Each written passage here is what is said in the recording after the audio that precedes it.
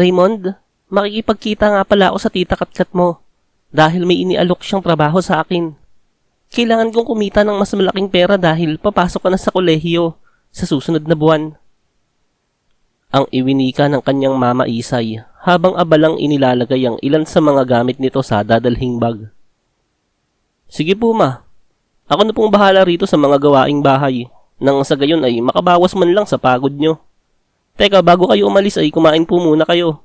Paniguradong gagabihin na naman po kayong umuwi niyan eh. Sambit ni Raymond habang isinasali ng nilutong sinangag sa platong nasa lamesa. Bata pa lang si Raymond noon nang iwan silang mag-ina ng kanyang ama at hindi na nagpakita pa. Hindi niya nga maalala ang itsura noon. Hindi rin siya nagtatanong sa kanyang ina ng mga bagay-bagay patungkol dito. Mag-isa siyang itinaguyod ng kanyang mama Isay mula pagkabata niya hanggang makapagtapos siya ng sekundarya. Tinatanaw niyang utang na loob yun, kung kaya't hindi niya pinapakilos ang kanyang ina kapag nasa bahay ito. Palagi niya itong pinagsisilbihan.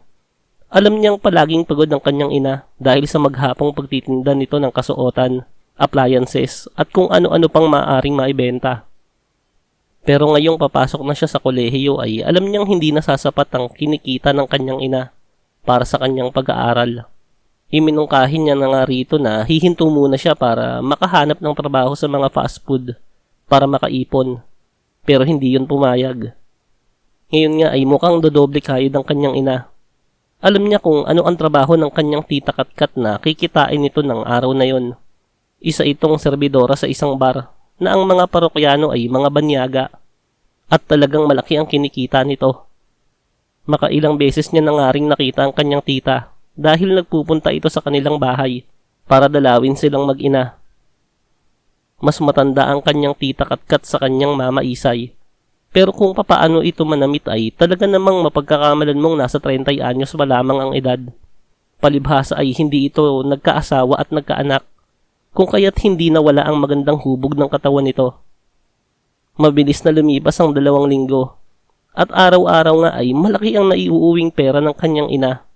Sobra pa yun sa kanilang pang-araw-araw na gastusin at talagang malaki ang naitatabi nilang ipon. Naiisip niya tuloy kung ganoon ba talaga kalaki ang sahod ng isang serbidora. Siya naman ay patuloy lang na pinagsisilbihan ng kanyang ina. Ipinagluluto at ibinibigay ang anumang ipinag-uutos nito. Isang araw ay hating gabi na nang makauwi ang kanyang ina. Kasama nito ang kanyang tita Katkat. Ang sabi nito ay sa bahay daw muna nila makitutuloy ang kanyang tita para daw makapagpahinga ito ng maigi. Di hamak kasing mas malapit ang lokasyon ng kanilang bahay sa trabaho ng mga ito kumpara sa tinutuluyan ng kanyang tita. Ate Kat, doon ka na lang matulog sa kwarto ni Raymond para makapagpahinga ka ng maigi. Si Raymond naman ay doon na lang makikitulog sa kwarto ko.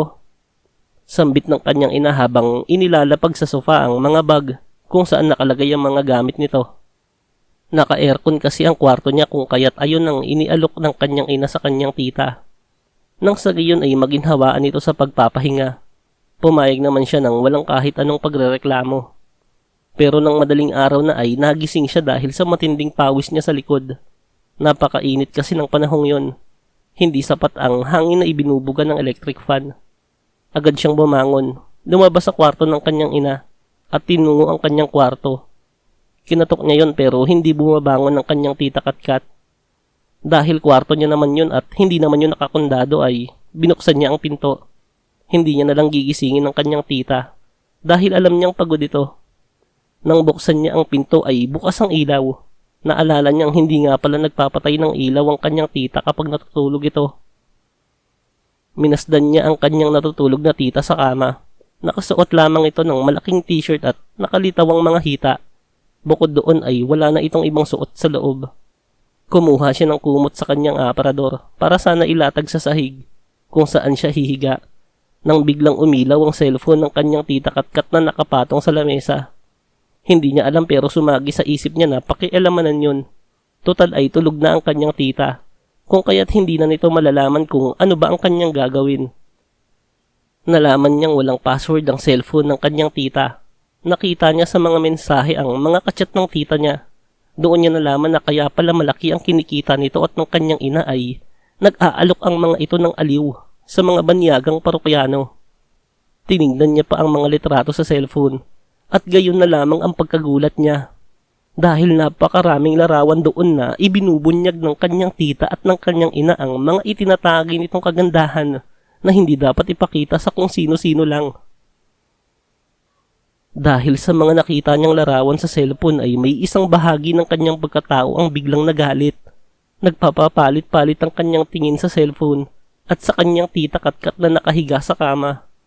At sa hindi maipaliwanag na dahilan ay ginawa niya ang isang ritual na kayang magpaligaya sa kanyang sarili. Akmang malapit niya nang maabot ang dulo nang biglang bumangon mula sa pagkakahiga ang kanyang tita Katkat. "Bakit hawak mo ang cellphone ko?" Parang binuhusan siya ng malamig na tubig dahil sa pagkakarinig sa kanyang tita. Mabilis niyang inilapag ang cellphone nito sa lamesang naroon. Pero nakalimutan niyang itago ang kanyang pagkatao na hanggang ngayon ay nakabuyang-yang pa rin at nagmamalaki.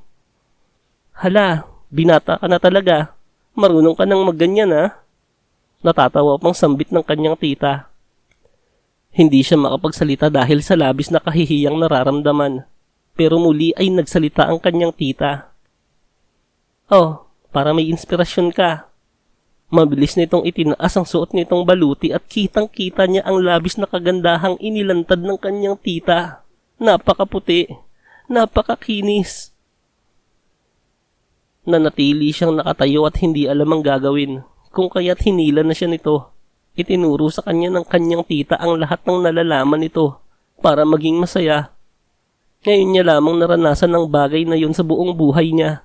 Kahit malamig ang buga ng aircon ay pinainit nilang magtita ang loob ng kwartong yun. Sabay nilang naabot ang dulo at kapwa pagod na pagod. Nang biglang bumukas ang pinto ng kwarto, laking pagkagulat ng dalawa dahil sa pagpasok ng kanyang ina na si Isay. "Kaya pala maingay eh. Dinig na dinig ko kayo sa kabila eh." Walang mababakas na galit sa tinig nito. Sa halip ay lumapit ito sa dalawa at tumabi sa kama. Kung ano man ang ginawa ng kanyang tita sa kanya ay mas hinigitan ito ng kanyang ina. Hindi niya malaman kung saan dadapo ang kanyang mga kamay sa dalawang kalikasang pinagsasalit-salit niyang galugarin. Iyon na ang pinakamasayang araw niya sa buong buhay niya. Nagpasalit-salit ang kanyang tita at ang kanyang ina para siya ay paligayahin. Sabay-sabay nilang naabot ang dulo at nasundan pa ng nasundan. Dumating ang umaga at pare-pareho silang tatlo na maganda ang pakiramdam at gising. Mas lalo pa silang naging malapit sa isa't isa. Sa bahay na rin nila nanuluyan ng kanyang tita para mas mahaba ang maging pahinga nito. Mas lalo pang naging masipag si Raymond na paglingkuran ng dalawa. Dahil kapag sumasapit naman ang gabi ay ang mga ito ang nagsisilbi sa kanya para siya ay paligayahin.